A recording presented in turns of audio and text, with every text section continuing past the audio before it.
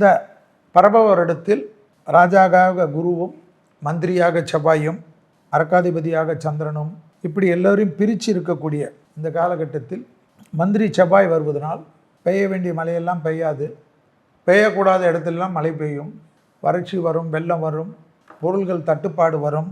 ஏதோ அந்த போரெல்லாம் நின்றுட்டு நம்மளாம் சுபிச்சமாயிடுவோம்லாம் நினைக்காதீங்க. என்ன திட்டினாலும் பரவாயில்ல, இந்த செல்வி வாயால் நல்லதே வராதுன்னு கூட சொன்னாலும் பரவாயில்ல. 2031 வரைக்கும் படு கஷ்டப்படுவோம்.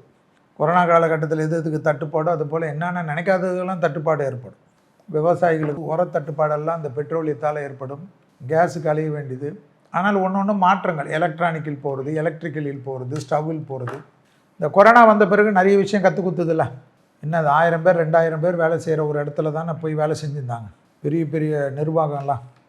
ஆனால் கடைசியில் வீட்டுக்குள்ளேயே உட்காந்துன்னு ஒரு லேப்டாப்பில் உட்காந்துக்கின்னு ஷார்ட்ஸுக்கு மேலே ஒரு டவலை போட்டுக்கின்னு உட்காந்துலாம் வேலை செய்கிறாங்க இல்லையா? அப்போது அதுபோல் ஒன்று கற்றுக் கொடுக்கும். அதாவது தெய்வ வளம் என்பது ஒன்று கற்றுக் கொடுக்கும். அதுபோல் இப்பொழுது பெட்ரோலியத்திற்கு, எரிவாயுகளுக்கு, பெட்ரோலியத்தால் வரக்கூடிய மற்ற தொழிற்சாலைகளுக்கு பயன்படக்கூடிய விஷயமெல்லாம் தட்டுப்பாடு ஏற்படக்கூடிய காலகட்டம்.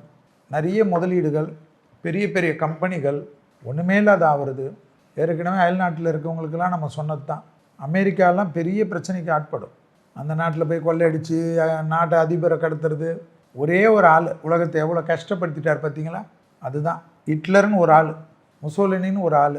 அதுபோல் எவ்வளோ இந்த நாட்டில் பிரச்சனைகள் இந்த உலகத்தில் பார்த்துருப்பீங்க.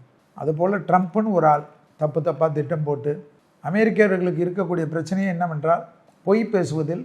பொலிட்டீஷியன் மாதிரி இவர்கள் மட்டும் பரிசுத்தமானவர்கள், உலகத்தில் இருக்க மற்றவங்களாம் அயோக்கியம் மாதிரி. ஒரு கட்சிக்காரங்க மற்ற கட்சியை பற்றி பேசலை.